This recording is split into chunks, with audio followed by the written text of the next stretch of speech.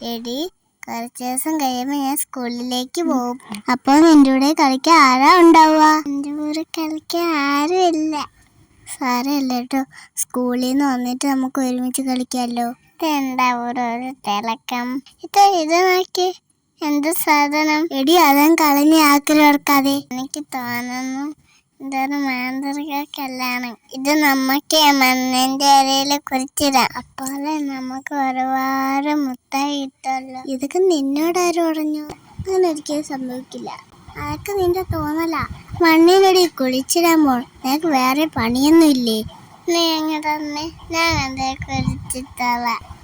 എനിക്ക് മുട്ടായി കിട്ടുമല്ലോ, അപ്പൊ കാണും. എന്നാ പിന്നെ ഒന്ന് കാണണമല്ലോ. മാന്ത്രിക കല്ല് കുഴിച്ചിടാൻ ഞാനും കൂടെ നിന്റെ കൂടെ കൂടാ. ഇനി ഇവൾക്ക് ശരിക്കും മുട്ടായി കിട്ടിയാലോ?